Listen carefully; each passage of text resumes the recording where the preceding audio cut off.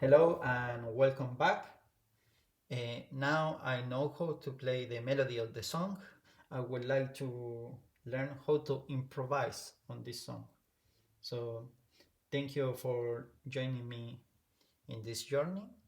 Uh, I would like to share now, you know, my findings about improvising on jazz. So, I think it's appropriate to first uh, analyze what it is a lead sheet of jazz. You can see on the screen that we have the lead sheet. I um, zoom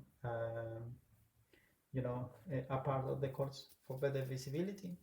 So, and you can notice, that it has some kind of a structure. So you find words, on the top of the pentagram. So those words are chords, you know, and these chords in improvisation are usually played with the left hand on the piano. And then you have melodies, that is the melody that we played before. So notice that in jazz, improvisation is an important resource. So these chords are flexible, you know, the, for interpretation, and the interpretation of the notes is flexible as well. So if I play literally the first four bars um, of the song, it will sound something like this. Let's see if I can play it. Will be like this.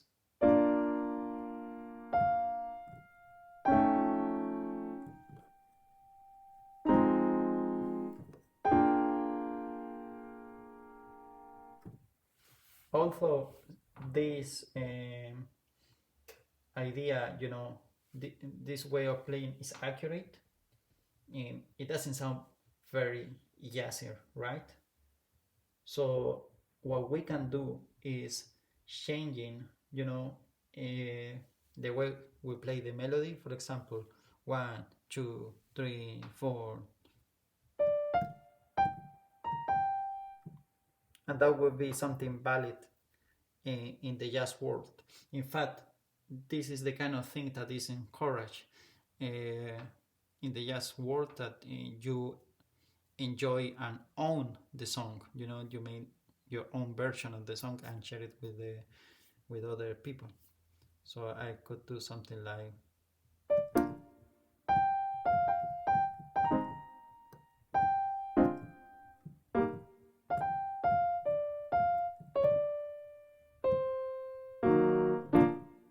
something like that. Still not very jazzy because I haven't polished, other aspects of improvisation. It's just this example is just for the sake of making a point about the flexibility of the scores on jazz. They are just a suggestion rather than, you know, the way you should play. Okay, so this is quite flexible. So saying that, as I think I mentioned it, I forgot, but the left hand in the piano will play the chords, that are on top of the score, and the right hand will play, a melody. Both the chord and melody are improvised during the improvisation. Okay, of course the chords will be more stable, as you want to leave mental room for the improvisation on this hand that could be quite intricate.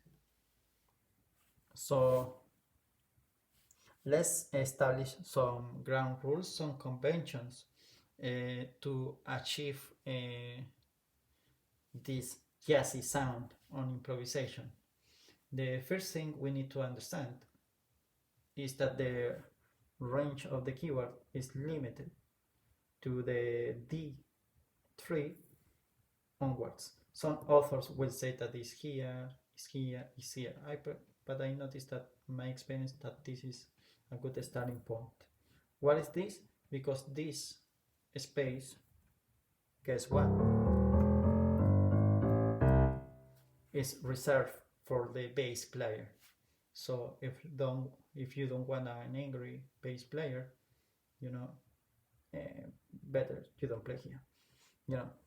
So then we have another place that is these 2 octaves from D3, to B4, and this one is the song where the left hand is playing the chords. So it's not much room, so you might have to accommodate in such a way that your chords fit on this space. Then on top of that, we have, from C5, I would say, to all over, and the higher notes, the way you are doing the melody and improvising. Of course, the higher the pitch, the less often you might want to play on that range. For example, in the higher octave of the keyboard that I am not showing fully, because of this reason, is it's quite uncomfortable to the ear if you are playing just like this compared to this one. You see, it's more comfortable. Even here is quite comfortable. So back here, I suggest that we only play here when we are reaching the climax, or we have some kind of a statement, important statement that must be heard, but usually we try to avoid this place as it's not that pleasant. So that are the first rule.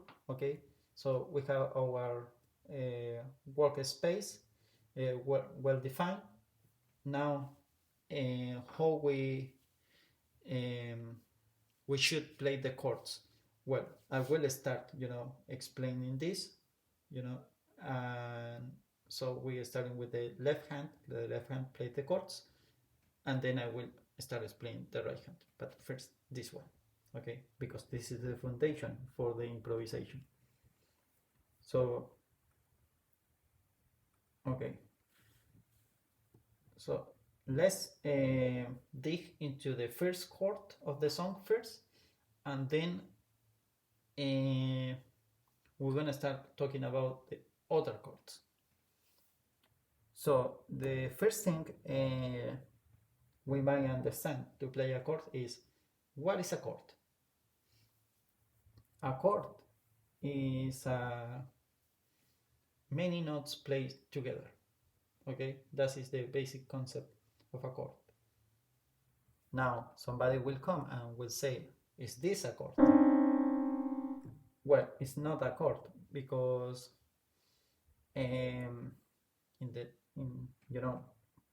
strictly might be, but for the purpose of jazz it's not, because there are other rules that it must follow certain pattern, and that pattern is something like this. Now, how do we get into this pattern? First, we must assume that per every chord that we play, there is a scale associated to it. It could be one scale or many scales. Okay, so we'll stick with one now, because this is just a primer. So let's say that for the major chord we have a major scale. Okay,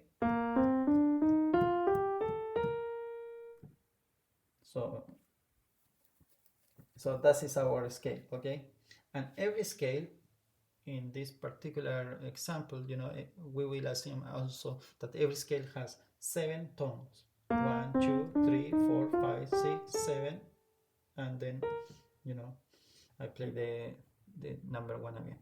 And these grades, these tones are called grades, and they are numbered. So we have the first, second, third, fourth, fifth, sixth, and seventh.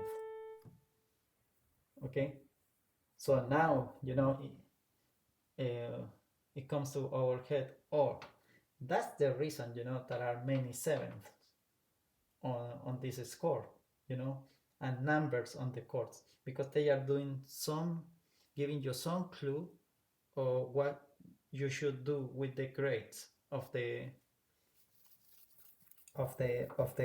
chords. So 1, 2, 3, 4, 5, 6, 7. So that's our scale, default scale for the major chord. Then, and we still haven't played a chord. So how we make a chord, in this scale? So a chord, would be all the odd, odd grades. So we have 1, 3, 5, 7. So this is our chord, okay? In fact, the only requisite, if you want to be quite economic, if you are worried about using your finger too much, you can use the root or the first, and the third. And if you play with a bass player, one note would be enough to say, on the side of the pianist, to say that this is a major chord, okay? The other notes might add color, as many musicians refer, richness to the chord.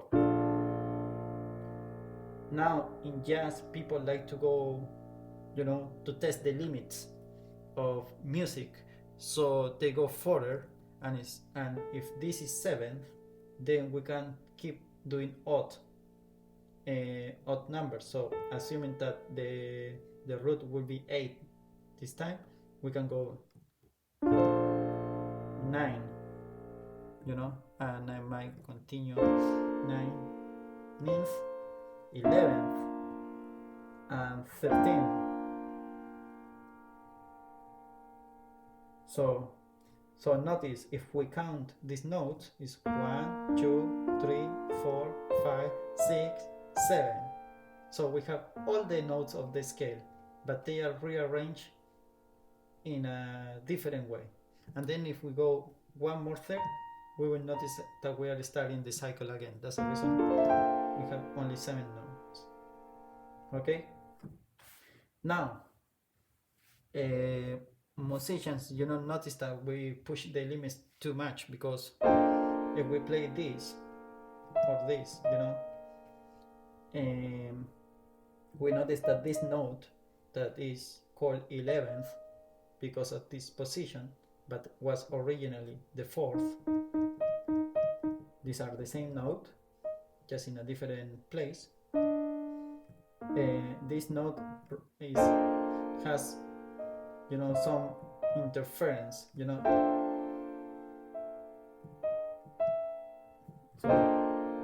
so it doesn't sound quite right, it sounds like another chord instead of a B flat, it sounds like this, that is a F instead of sounding like a B flat.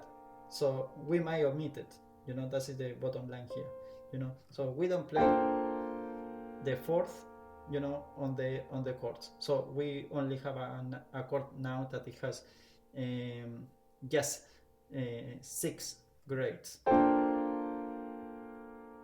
Okay? So, summary.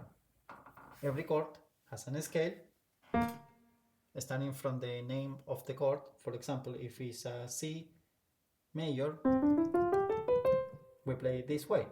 And then we take the odd grades, because every note is a grade, and we play them. And we usually omit the 4th because it doesn't sound like that great, unless we know what we are doing, or we might to make an effect. Again, these are rules, they are not laws. Jazz is about flexibility, so you can do whatever I want, you want. But the thing is, there are some things that they work better than others, so, and some people already shared their experience, on this more than 100 years of jazz. So this is kind of the suggestion. Okay, so that is the first rule. Then we can establish another rule for chords. Usually when we are playing, we have a bass player, right, that is playing.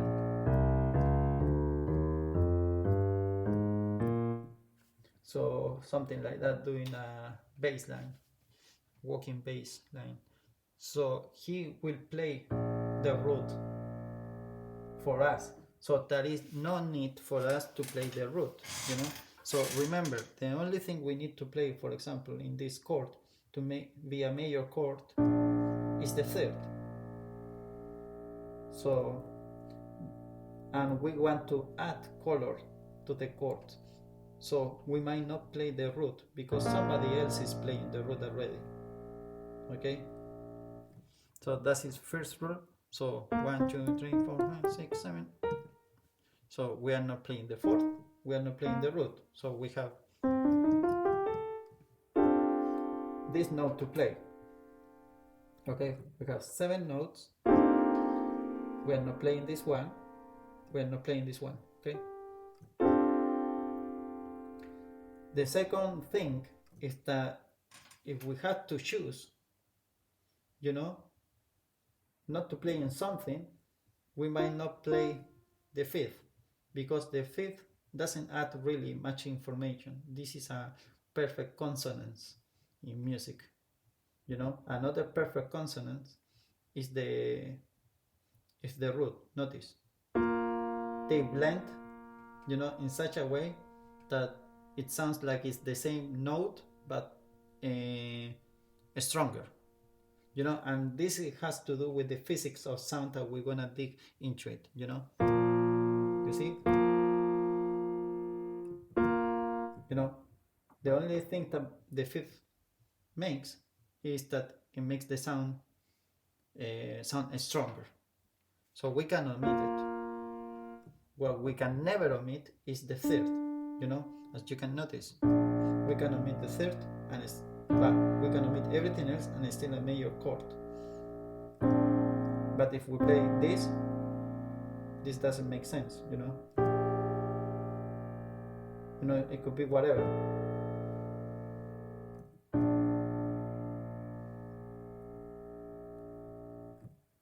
Okay. Now let's talk about another kind of chord. We say that in jazz we have 3 kinds of chords: major, minor, and dominant. So the second kind of chord, we find it, in the third bar. That is F minor 7th. So F minor 7th, we start with this note that is F, and then we have to find the scale for this chord. Unfortunately for us, somebody already found this scale, and it has this shape, a minor scale. So let's hear a major scale so we can hear the difference. You see, there is just one black note that is actually the fourth, and then we have a minor scale with a couple more black notes. So we apply the same trick here, that is the odd notes: 1, 3, 5, 7, 9th, 11th, 13th. And actually in this case, it seems that the fourth sounds good. So we keep all the notes. All the notes sound good here. Great. So, but we also, this is kind of the original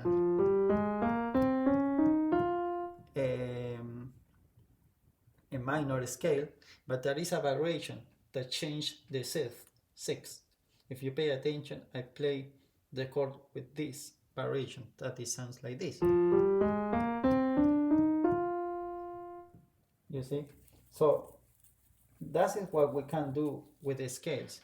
I said at the start that yes, we have a default scale, but we can make our own scales. Then we can make our own chords. We will dig into that later. So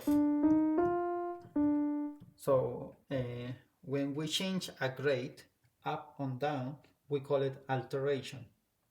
Okay, so we alter the sixth here because we feel more comfortable with that. So we play the chord again. That is with the alteration, and then that is without the alteration. So you might notice immediately why I did the alterations, because with this note it sounds kind of awful, but this sounds quite sweet, eh? So we do alterations, because in terms of chords, we want to achieve an effect. So we alter the scale, we alter the chord. Remember that, because this is really, really, really important. So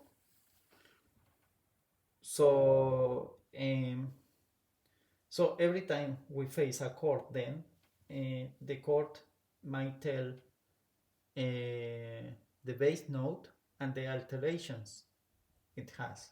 For example, in the first chord, that is B flat, we have a name, let's say, that is B flat, but then we have the alterations, that is Mach 7, says there actually, but you read it like major 7th. Sometimes you're gonna find a triangle instead of those two words, so it has a name and a surname. So this only means that the 7th grade is closer to the root, and this is the scale we should approach. So the two ground rules here is that the third is this one, is farther away from the root, and the 7 is closer to the root. So you have this chord.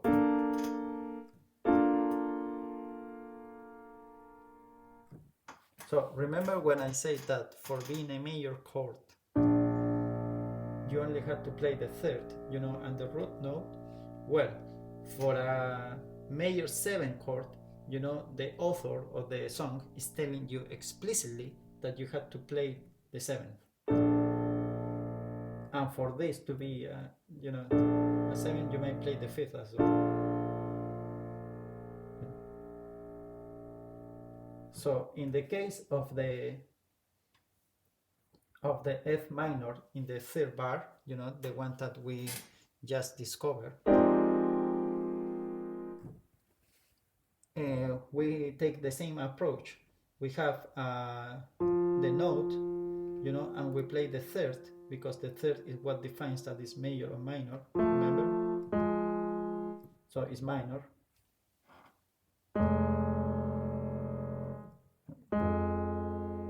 Right? So, but it's telling you that you have to play the 7th. The 7 that correspond to this scale. 1, 2, 3, 4, 5, 6, 7. So the minimum requirement for playing this chord, is that you play those two notes. So usually that is the minimum requirement in jazz, that you play the third and the 7th must be present. Okay? So then we have another kind of chord, the last kind of chord, that it would be the dominant chord. And the dominant chord, if you notice, we find it on the 4 bar, the number 4. So this chord is a major chord, so it has the third in this way. So it's the same as the first chord. Okay, but there is a difference. The scale is altered. You know, it's not Bach 7, it's 7 only. So it means that the 7 is farther away from the root. So you play this one.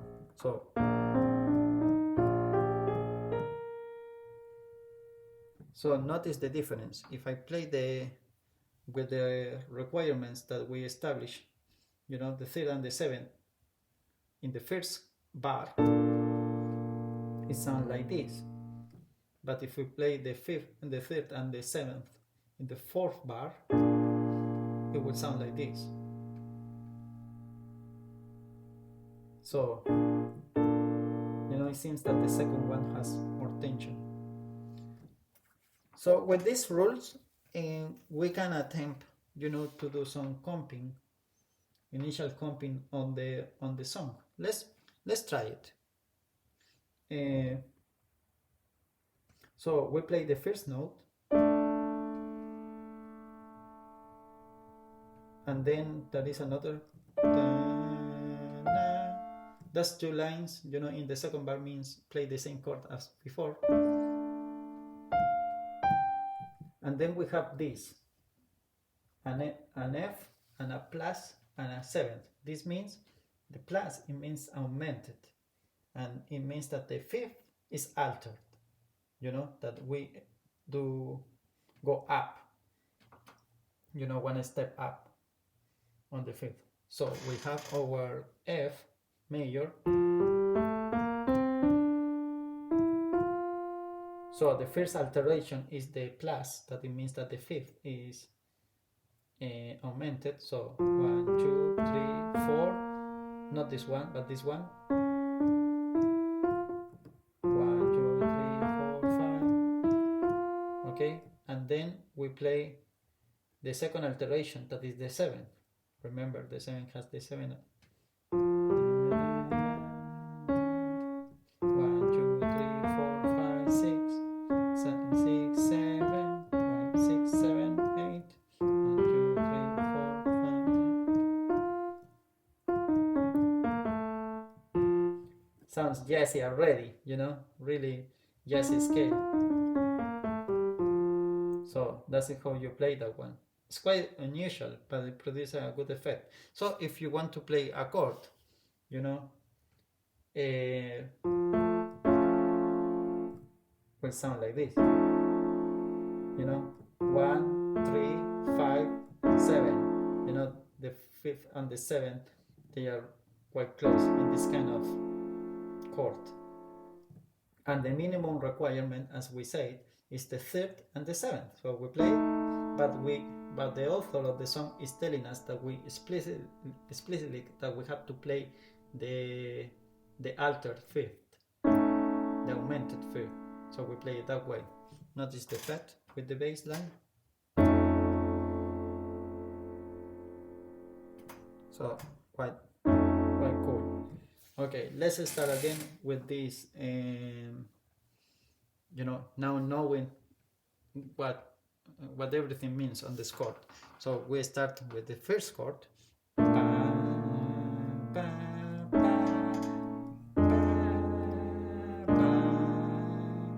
Then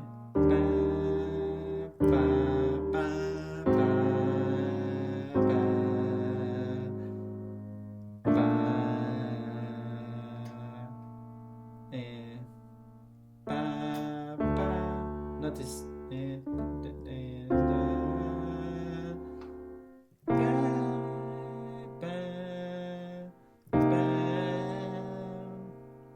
and then we have another chord that is strange,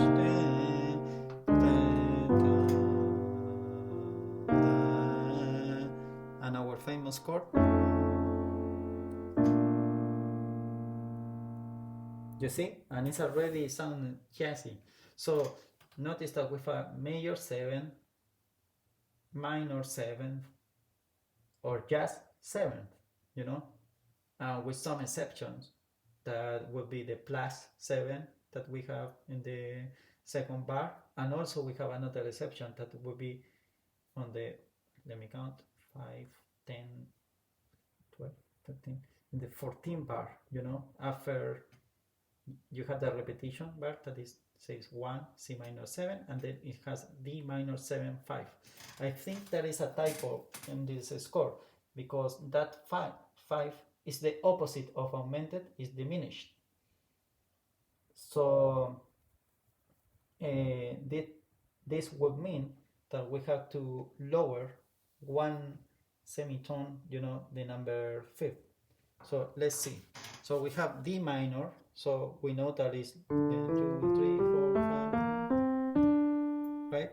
Or 1, 2. So this is our starting point. We remember that instead of this 6, we assume that we are doing this one, right? Then we have our chord.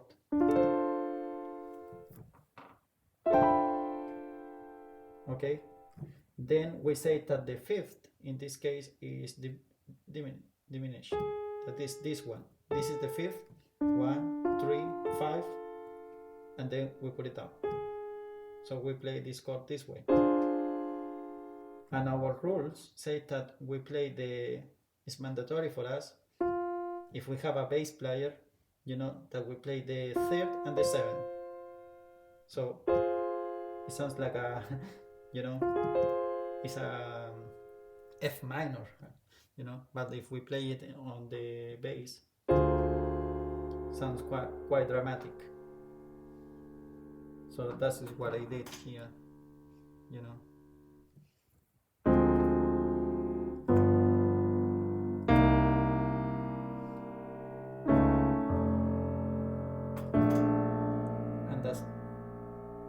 And that is our, you know, first comping using only the 7th and the 3rd, you know, and some alterations that the score, you know, is indicating to us. So we can continue playing the song, you know, the part B, and I indicate what we are doing this here, I think.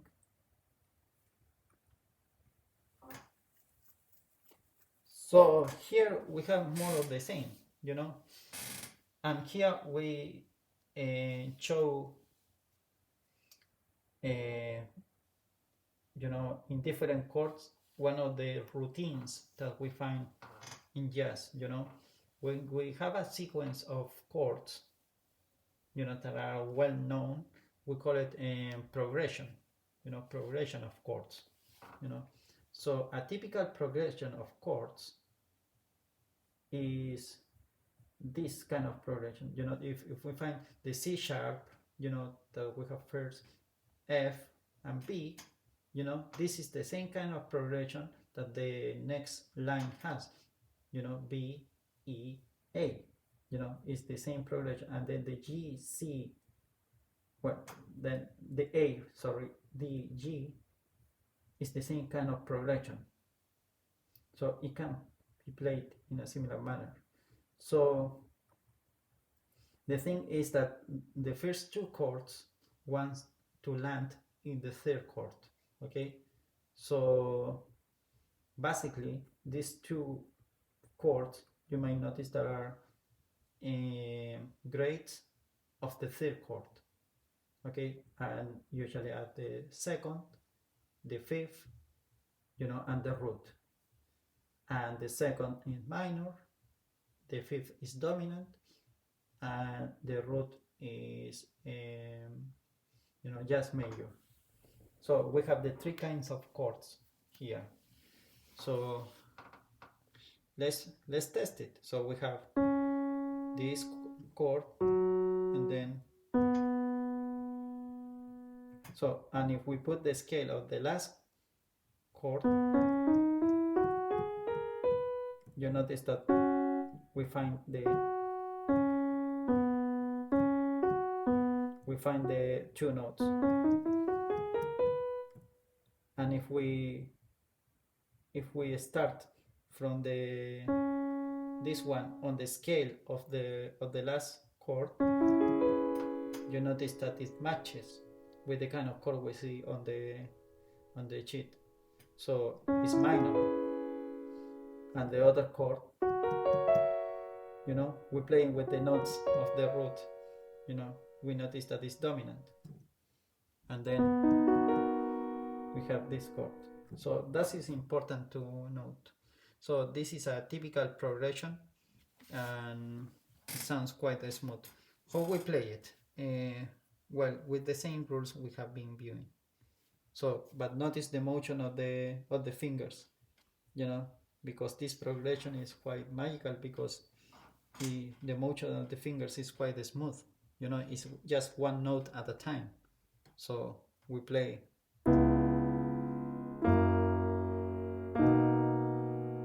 Okay, and then notice that the next chord is the same chord but minor, and again we have to do one finger motion,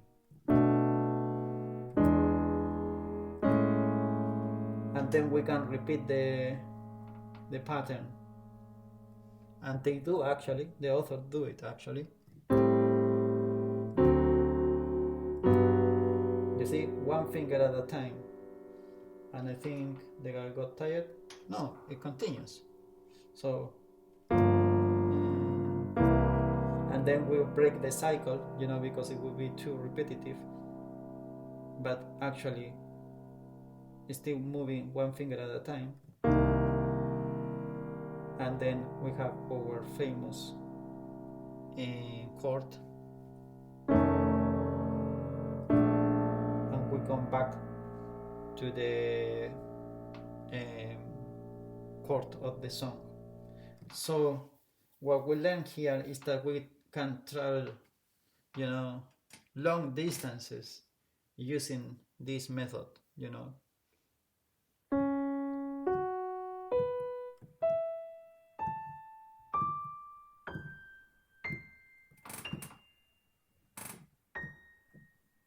So this is called circle of fifths, or fourth actually, because you move a fourth every time. So 1 2 3 4, 1 2 3 4, 1 2 3 4, 1 2 3 4, 1 2 3 4, 1 2 3 4, 1 2 3 4, 1 2 3 4, and then 1 2 3 4. So you play all the 12 notes, of the Western, tone system, and by using this method. So it's quite useful.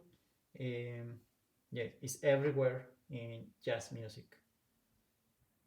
So yeah, so that is. I think I have enough for now. I will explain other concepts in another video. So, but before that, I would like to play, the whole song, one round of the song using this chord, just for pleasure. So, again, 1 2 3.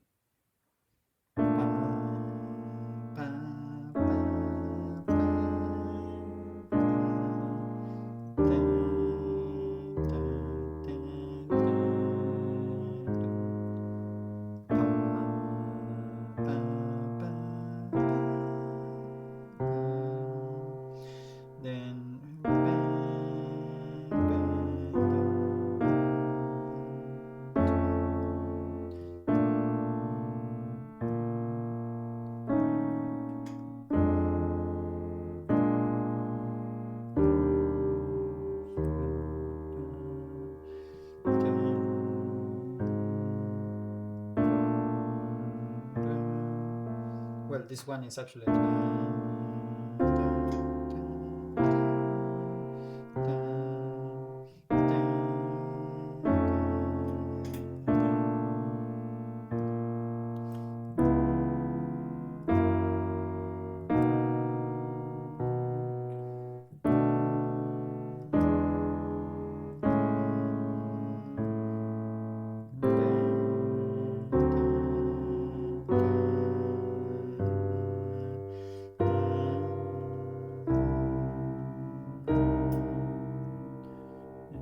and then